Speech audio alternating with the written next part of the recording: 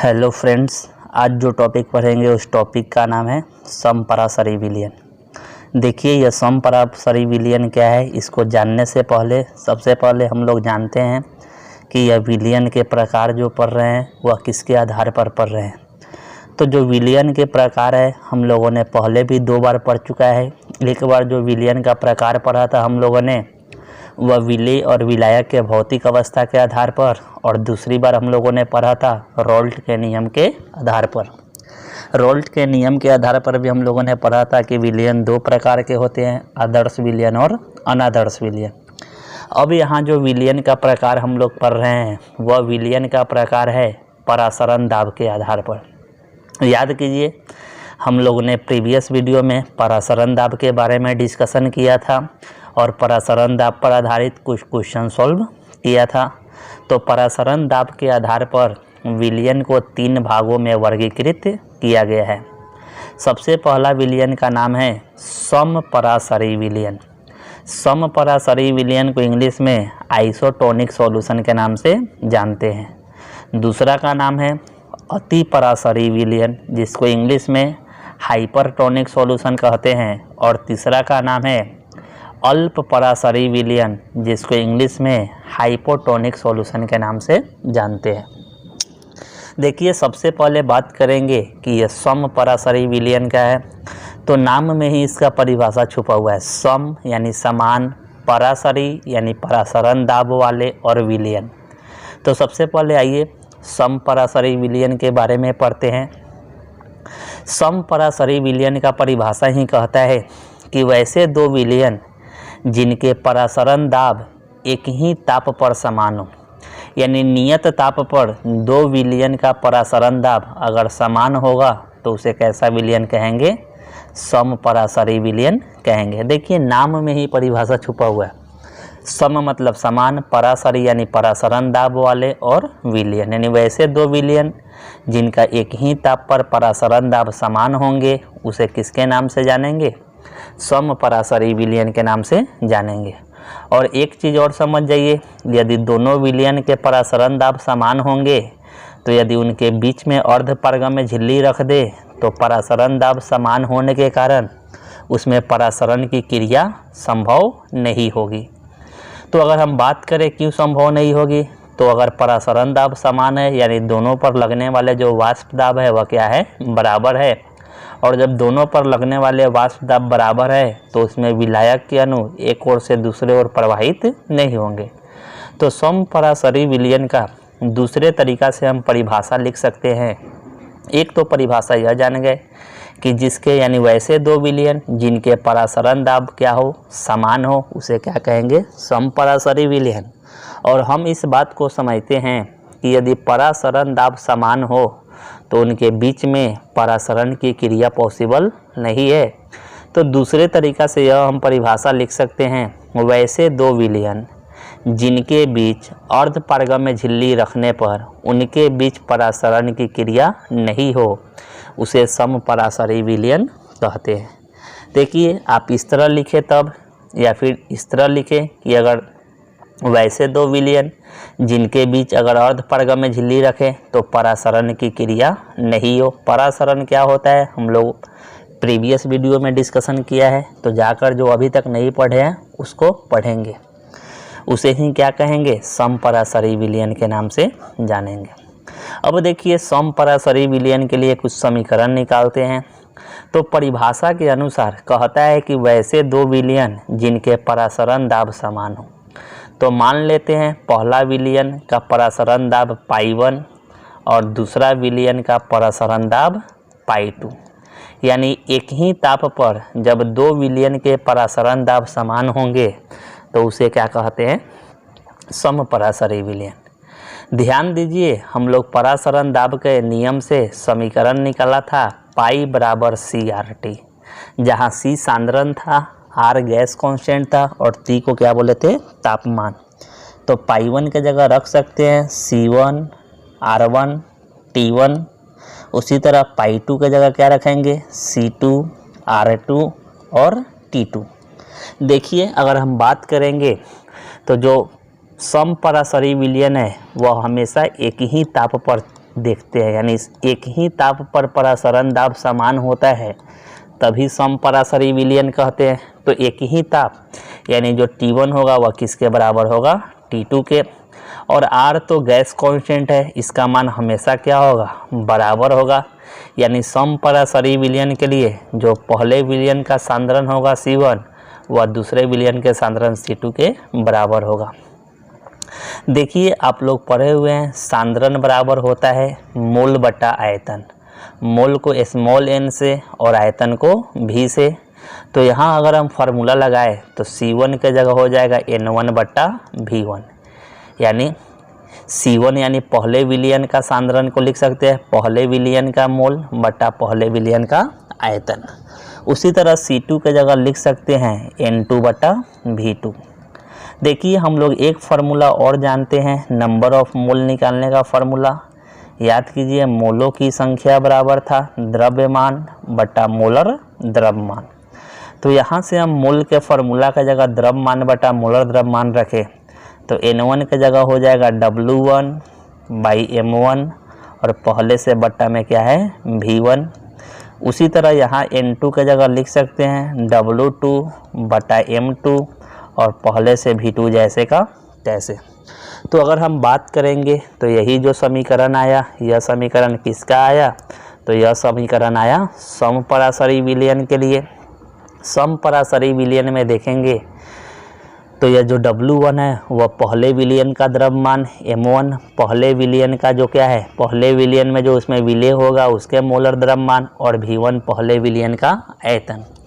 W2 क्या है तो दूसरे विलयन में जो विलय होगा उसका द्रव्यमान, M2 दूसरे विलयन में विलय का मोलर द्रव्यमान और V2 दूसरे विलयन का आयतन। तो चलिए हम लोगों ने क्या किया, समपरासरी विलयन के लिए इस समीकरण को याद रखेंगे W1 बटा M1 V1 बराबर W2 बटा M2 V2 और इस पर आधारित न्यूमेरिकल क्या करते हैं, सॉल्व करते हैं। यह देखिए यह जो आपके सामने न्यूमेरिकल दिख रहा है यह बिहार बोर्ड में ऑब्जेक्टिव क्वेश्चन के रूप में पूछा जा चुका है। क्वेश्चन कहता है, जरा क्वेश्चन को आप लोग ध्यान से देखिएगा, कहता है 5% W/V चीनी का जलीय विलयन 1% W/V x विलयन के साथ समपरासरी। देखिए दो विलयन दिया, एक तो चीनी का विलयन दिया और एक क्या दिया, x विलयन दिया। सबसे पहले तो दोनों विलयन के बारे में हम लोग जानते हैं कि क्या क्या दिया है।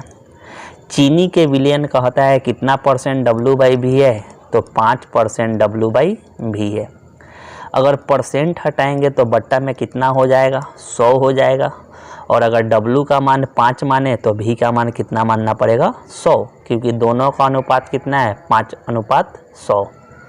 तो यहाँ देखिए यह जो पहला विलयन है उसके द्रव्यमान को मान लेते हैं W1 कै ग्राम, 5 ग्राम, और जो पहला विलयन का आयतन यानी V1 मान लेते हैं कितना ml, 100 ml। यहाँ देखिए चीनी है और चीनी का सूत्र हम लोग जानते हैं C12H22O11, तो इसका मोलर द्रव्यमान निकाल सकते हैं। याद कीजिए मोलर द्रव्यमान निकालने के लिए उसके आणविक द्रव्यमान ज्ञात करते हैं और आणविक द्रव्यमान कैसे निकलता है, तो उस अणु में उपस्थित जितने भी परमाणु होते हैं सभी के परमाणु द्रव्यमान को जोड़ देते हैं।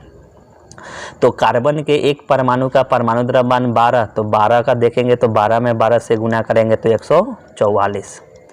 हाइड्रोजन का परमाणु द्रव्यमान होता है 1, तो यहाँ 22 परमाणु है तो 22 में 1 से करेंगे तो 22।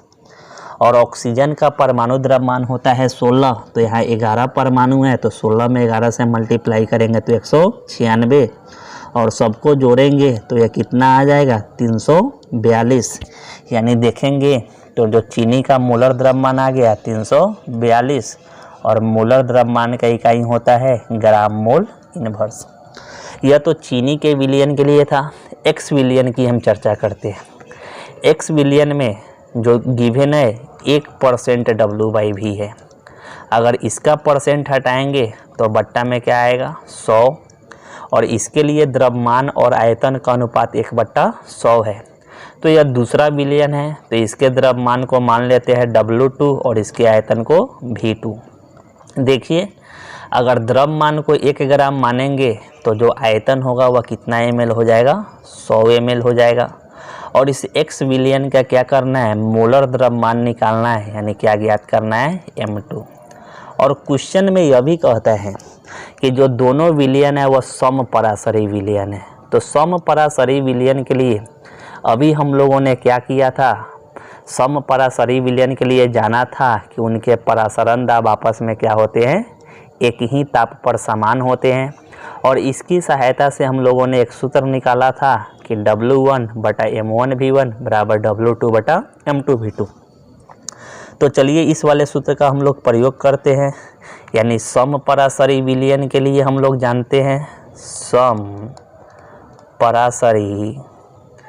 विलयन के लिए हम लोगों ने क्या सूत्र निकाला है, तो वह सूत्र है W1/m1v1 बराबर W2/m2v2। W1 का मान देखेंगे तो 5 ग्राम है, M1 का मान निकाले हैं हम लोग 342 और V1 कितना है, 100। W2 की बात करें तो देखिए W2 का मान 1 ग्राम, V2 का मान 100 और M2 ज्ञात करना है। तो W2 के जगह 1, M2 जैसे का तैसे ज्ञात करना है और V2 के जगह 100। देखेंगे तो यह 100 से 100 क्या हो जाएगा, कट जाएगा और क्रॉस मल्टीप्लाई करेंगे तो 5 गुना M2 बराबर 1 में 342 से करेंगे तो 342। इधर 5 गुना में तो उधर किस में चला जाएगा, भाग में, यानी M2 बराबर 342/5 और 342 में 5 से डिवाइड करेंगे तो आ जाएगा 68.4। और मोलर द्रव्यमान का तो इकाई हम लोग जानते हैं क्या होता है, ग्राम मोल इनवर्स। तो देखिए यह वाला जो क्वेश्चन था काफ़ी आसान था। एक ऐसा क्वेश्चन हम आपको HW के रूप में देते हैं, उसको सॉल्व करके उसके आंसर को क्या कीजिएगा, मेरे व्हाट्सएप नंबर पर सेंड कर दीजिएगा। यही क्वेश्चन है कि 5% W/V ग्लूकोज का विलयन 1% W/V Y विलयन के साथ समपराशरी है, तो Y के मोलर द्रव्यमान की गणना करें। देखिए 2 विलयन दिया, एक ग्लूकोज का विलयन और एक Y का विलयन। इसका भी W/V दिया 5% और इसका W/V दिया 1%। तो आप क्या करना है, Y के मोलर द्रव्यमान ज्ञात करके बताना है। तो चलिए हम लोगों ने क्या किया, समपराशरी विलयन पढ़ लिया। हम लोगों ने परासरण दाब के आधार पर पढ़ा था कि जो विलयन होते हैं वह कितने प्रकार के होते हैं, 3 प्रकार के। एक हम लोगों ने पढ़ा समपराशरी विलयन। नेक्स्ट बच गया है अति पराशरी और अल्प पराशरी। तो यह दोनों का जिस तरह समपराशरी यानी समान परासरण दाब वाले, उसी तरह अति मतलब होता है अधिक और अल्प मतलब होता है कम, यानी उच्च परासरण दाब वाले और अल्प यानी निम्न परासरण दाब वाले। तो इसके बारे में जानते हैं। अगर कोई कहे कि अति पराशरी विलयन और अल्प पराशरी विलयन क्या होगा, तो यदि 2 विलयन जिनके परासरण दाब अलग अलग हो, वैसे 2 विलयन जिनके परासरण दाब क्या हो, अलग अलग हो। एक का मान लेते हैं परासरण दाब π1 और एक का π2 और दोनों का मान अलग अलग है, मान लेते हैं π1 बड़ा है π2 से। तो कोई पूछे कि बताइए कब अति पराशरी और कब अल्प पराशरी, तो जिस विलयन का परासरण दाब अधिक होगा उसको बोलेंगे अति पराशरी विलयन, और जिस विलयन का परासरण दाब कम होगा उसको बोलेंगे अल्प पराशरी विलयन। तो यहाँ ध्यान दीजिए, अगर कोई पूछे कि अति पराशरी विलयन और अल्प पराशरी विलयन का परिभाषा क्या होगा, तो अति पराशरी और अल्प पराशरी का परिभाषा लिखने के लिए लिखिएगा कि वैसे 2 विलयन जिनके परासरण दाब अलग अलग हो। उच्च परासरण दाब वाले विलयन को अति पराशरी विलयन बोलेंगे और निम्न परासरण दाब वाले विलयन को अल्प पराशरी विलयन कहेंगे। तो यहाँ ध्यान दीजिए, हम लोगों ने परासरण दाब के आधार पर विलयन का प्रकार जान लिया। चलिए 1-2 और टॉपिक है जिसके बारे में हम लोग डिस्कशन करते हैं। देखिए यह जो टॉपिक है बर्कले एवं हार्टले विधि, यह आप लोग के बोर्ड के एग्जाम में भी पूछा जा चुका है कि यह बर्कले एवं हार्टले विधि है क्या। तो अगर हम बात करेंगे तो यह जो बर्कले एवं हार्टले विधि है यह परासरण दाब मापने की सबसे सरल एवं उपयुक्त विधि है। कोई पूछे कि बर्कले एवं हार्टले विधि है क्या, बर्कले एवं हार्टले साइंटिस्ट का नाम है। उन्होंने परासरण दाब मापने की एक विधि दिया था, उसी को उन्होंने नाम रखा बर्कले एवं हार्टले विधि। देखिए उन्होंने किसी भी विलयन का परासरण दाब कैसे मापा था, तो सबसे पहले उन्होंने क्या किया था, एक बर्तन लिया था और यह जो बर्तन बना था वह मिश्र धातु से बना हुआ था। किससे बना हुआ था, मिश्र धातु से बने एक बर्तन लिया था और इस बर्तन में एक तरफ केशिका नली और एक तरफ फनेल लगाया था। केशिका नली क्या होता है, तो यह शीशे की बनी एक क्या होता है, बेलनाकार ट्यूब होती है। और फनेल मतलब एक टिप था जिसके सहायता से हम इसमें क्या कर सकते थे, पानी को डाल सकते थे। उन्होंने क्या किया, फनेल की सहायता से उसमें क्या रखा, पानी रखा और पहले से उस मिश्र धातु के बर्तन में 2 अर्धपारगम्य झिल्ली लगाए गए थे और यह अर्धपारगम्य झिल्ली, दोनों अर्धपारगम्य झिल्ली के बीच में यानी शुद्ध द्रव यानी जल को रखा गया और ऊपर और नीचे की तरफ किसको रखा गया, विलयन को रखा गया। और यहाँ जो केशिका नली थी, उस केशिका नली में जो द्रव का यानी शुद्ध जल का जो यानी कितना स्तर तक था उसको क्या कर लिया गया, यानी इंगित कर लिया गया कि यह इतने ऊंचा तक क्या है, द्रव है। जैसे ही शुद्ध विलायक और विलयन को अर्धपारगम्य झिल्ली से अलग किया गया तो शुद्ध विलायक के जो अणु थे वह विलयन की ओर क्या होने लगे, धीरे धीरे प्रवाहित होने लगे। और जैसे ही शुद्ध विलायक के अणु विलयन में प्रवाहित होने लगे तो यहाँ जो केशिका नली में जो द्रव की मात्रा थी वह धीरे धीरे नीचे की ओर आने लगी और इससे पता चला कि इसमें परासरण की क्रिया हो रही है। तो इस परासरण की क्रिया को रोकने के लिए विलयन पर एक पिस्टन लगा दिया गया था और इस पिस्टन पर कुछ दाब आरोपित किया गया। इतना ही दाब आरोपित किया गया कि जितना यहाँ पहले जो द्रव को इंगित किया गया था उतना द्रव आ जाए। तो देखिए यानी जितना भार यानी जितना दाब लगाने पर यह जो द्रव का जो नोटेशन पॉइंट था यानी इंगित किया गया भाग था वहाँ तक द्रव आ गया तो समझ लिया गया कि यह क्या हो गया, यही इसका परासरण दाब है। क्योंकि परासरण दाब में क्या होता है, विलयन की यानी जो परासरण की क्रिया होती है वह क्या हो जाती है, रुक जाती है। तो देखिए बर्कले एवं हार्टले विधि को अगर याद करना है तो सबसे पहले तो जान लीजिए कि बर्कले एवं हार्टले विधि है क्या। तो यह परासरण दाब मापने की सबसे सरल और उपयुक्त यानी सबसे सटीक एवं आसान परासरण दाब मापने की एक विधि है। देखिए इसके सबसे पहले बात करते हैं यह किस तरह कार्य करता है। तो इस विधि में मिश्र धातु की एक बर्तन लेते हैं। ये जो बर्तन है वह किसका है, मिश्र धातु का बर्तन है। इस बर्तन में एक तरफ केशिका नली मतलब कैपिलरी ट्यूब यानी शीशे की बनी एक नली लगाते हैं और दूसरी तरफ फनेल यानी एक टिप के जैसा होता है जिसमें क्या करे, पानी को डालकर अंदर पहुंचा सके, लगा रहता है। फनेल के सहारे बर्तन में जल भर देते हैं। फनेल के सहारे क्या करते हैं, इस बर्तन में जल को भर देते हैं।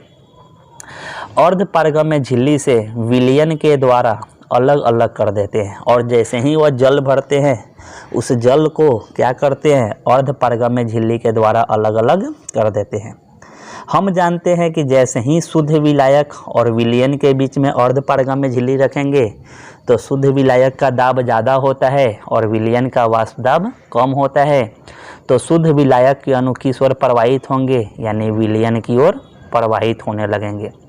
और जैसे ही इसके शुद्ध विलायक के अणु विलयन की ओर प्रवाहित होंगे, इस केशिका नली में जो शुद्ध जल का जो इंगित किया गया पॉइंट है उसमें क्या आने लगेगी, कमी आने लगेगी और इससे पता चलने लगेगा कि परासरण की क्रिया क्या हो गई, स्टार्ट हो गई।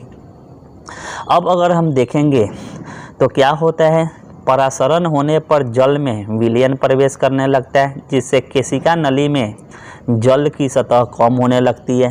और जैसे ही परासरण होगा यानी शुद्ध विलायक के अणु विलयन में जाएंगे तो जो केशिका नली में जल का इंगित किया गया सतह है वह क्या होने लगेगा, नीचे की तरफ आने लगेगा। अब विलयन के ऊपर लगे पिस्टन पर इतना भार रखते हैं कि केशिका नली का जल अपनी प्रारंभिक स्थान पर आ जाए। तो देखिए, इस परासरण की क्रिया को रोकने के लिए विलयन के ऊपर एक पिस्टन लगा देते हैं। यह पिस्टन एक ढक्कन की तरह होता है जिसका हम ऊपर और नीचे क्या कर सकते हैं, दाब आरोपित कर सकते हैं।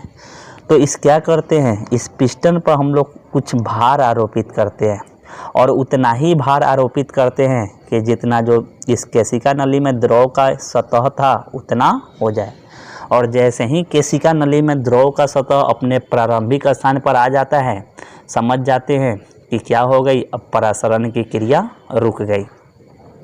और अगर हम बात करेंगे तो इस परासरण की क्रिया को रुक जाने पर जितना भार रखे होते हैं उसका क्या करते हैं, यानी दाब ज्ञात कर लेते हैं। और यह दाब किसके बराबर होता है, परासरण दाब के बराबर होता है। देखिए, जितना भार रखते हैं वही ये क्या लगा होता है, एक दाब मापने की क्या होती है, बैरोमीटर मशीन लगी होती है। इसमें पता चल जाता है कि ये जो परासरण की क्रिया को रोकने के लिए दाब लगाया गया था वह कितना था, और वही दाब किसके नाम से जाना जाता है, परासरण दाब के नाम से जाना जाता है। इस प्रकार हम आसानी से क्या करते हैं, परासरण दाब माप लेते हैं। और इसी विधि को किसके नाम से जानते हैं, बर्कले एवं हार्टले विधि के नाम से जानते हैं। देखिए, आप लोग समझ गए होइएगा बर्कले एवं हार्टले विधि होता क्या है। तो यह परासरण दाब मापने की एक विधि है। चलिए हम लोग नेक्स्ट टॉपिक की तरफ बढ़ते हैं कि जो बर्कले एवं हार्टले विधि है इससे परासरण दाब मापने से लाभ क्या क्या है। तो सबसे पहले तो बर्कले एवं हार्टले विधि में परासरण दाब जो मापते हैं इसमें समय बहुत कम लगता है। समय कम लगने के पीछे रीज़न है कि इसमें जो साम्य अवस्था होता है वह जल्दी से क्या हो जाता है, कंप्लीट हो जाता है। दूसरा, आप देखे होइएगा कि बर्कले एवं हार्टले विधि में क्या करते हैं, दो तरफ विलयन रखते हैं। बर्कले एवं हार्टले विधि की अगर हम लोग चर्चा करें तो बर्कले एवं हार्टले विधि में हम लोग ऊपर भी विलयन रखते हैं और नीचे भी विलयन रखते हैं और बीच में क्या रखते हैं, शुद्ध विलायक रखते हैं। जिससे होता क्या है, जो अर्धपारगम्य झिल्ली है उस पर कम दाब पड़ता है, क्योंकि कुछ शुद्ध विलायक के अणु ऊपर भी जाते हैं और कुछ शुद्ध विलायक के अणु नीचे के भी विलयन में आते हैं, जिसके कारण अर्धपारगम्य झिल्ली पर लगने वाला दाब कम होता है और यह जो अर्धपारगम्य झिल्ली है वह फटने से बच जाता है। नेक्स्ट अगर हम बात करें तो यहाँ देखिए कि झिल्ली के दोनों तरफ समान दाब पड़ने के कारण यह फटने का भय नहीं रहता है। और यहाँ जो है हम क्या कर सकते हैं, काफ़ी ऊंचा दाब को भी क्या कर सकते हैं, माप सकते हैं। यहाँ ध्यान रखिएगा, कोई पूछे कि बर्कले एवं हार्टले विधि में जो क्या होता है अर्धपारगम्य झिल्ली होता है वह किस चीज़ का बना होता है, तो ऑलरेडी आप लोग को पता है यह बना होता है कॉपर फेरोसाइनाइड का बना होता है, CuFeCN का होल 6। यह आप लोग को पता होना चाहिए कि इस विधि में जो क्या होता है अर्धपारगम्य झिल्ली लगा होता है वह कॉपर फेरोसाइनाइड का बना होता है। चलिए, यह भी क्वेश्चन आपके एग्जाम में पूछा गया था कि बर्कले एवं हार्टले विधि क्या है। एक और क्वेश्चन हम लोग जानते हैं, इस क्वेश्चन का नाम है उल्टा परासरण। यह भी आप लोग के बिहार बोर्ड में यानी एग्जाम में पूछा जा चुका है 2 नंबर के क्वेश्चन में कि उल्टा परासरण क्या है। तो जैसे नाम से ही आप लोग वाकिफ़ है, उल्टा परासरण, परासरण आप लोग पढ़े थे। परासरण में क्या पढ़े थे कि शुद्ध विलायक और विलयन को अगर अर्धपारगम्य झिल्ली से अलग अलग कर दे तो जो शुद्ध विलायक के अणु होते हैं इसका दाब ज़्यादा होता है और विलयन का दाब कम होता है, इसलिए शुद्ध विलायक के अणु विलयन की ओर प्रवाहित होते हैं और यह प्रक्रिया क्या कहलाया था, परासरण। तो अगर नाम है उल्टा परासरण अर्थात कि जो शुद्ध विलायक का अणु था वह परासरण में विलयन की ओर जाता था, और अगर उल्टा परासरण की बात करें तो विलयन का विलायक किस ओर जाना चाहिए, विलयन का विलायक शुद्ध विलायक की ओर जाना चाहिए। यही क्या कहलाएगा, उल्टा परासरण। तो यह कब जाएगा? तो जितना परासरण दाब विलयन का होगा, अगर उससे ज़्यादा दाब को आरोपित करें, यानी परासरण दाब के विलयन से ज़्यादा दाब विलयन पर आरोपित करेंगे तो इधर का वाष्प दाब बढ़ जाएगा और इधर का वाष्प दाब क्या हो जाएगा? कम हो जाएगा। और जो विलायक के अणु होंगे अब विलयन से किस ओर प्रवाहित करेंगे? शुद्ध विलायक की ओर प्रवाहित करेंगे। और यही प्रक्रिया क्या कहलाएगी? उल्टा परासरण कहलाएगी। याद रखिएगा परिभाषा कि यदि विलयन पर बाहर से दाब आरोपित कर परासरण दाब से अधिक कर दिया जाए, जैसे ही परासरण दाब से अधिक कर देंगे उस दाब को, तो जो परासरण की क्रिया होगी वह विपरीत यानी उल्टी होने लगेगी। अर्थात विलयन का विलायक अर्ध पारगम्य झिल्ली को पार करके शुद्ध विलायक में प्रवेश करने लगता है और यह प्रक्रिया क्या कहलाती है? उल्टा परासरण कहलाती है। उल्टा परासरण का उपयोग कहाँ है? तो आप लोग जानते हैं जो खाड़ी देश है, अरब देश है, वहाँ पानी की बहुत किल्लत है। तो वहाँ क्या करा जाता है? उल्टा परासरण का प्रयोग करके जो समुद्री जल है उसमें के लवण को अलग कर लिया जाता है और शुद्ध क्या किया जाता है? शुद्ध जल को प्राप्त किया जाता है। तो याद रखिएगा उल्टा परासरण का उपयोग समुद्री जल को शुद्ध करने में किया जाता है। समुद्री जल में जल के साथ साथ क्या होता है? कुछ लवण मिले होते हैं, लवण घुले होते हैं। तो उल्टा परासरण की क्रिया करने पर जल आसानी से क्या होता है? बाहर निकल जाता है और लवण क्या हो जाता है? अलग हो जाता है। याद रखिएगा उल्टा परासरण में जो अर्ध पारगम्य झिल्ली लेते हैं वह किसका बना होता है? तो सेलुलोस एसीटेट का बना होता है।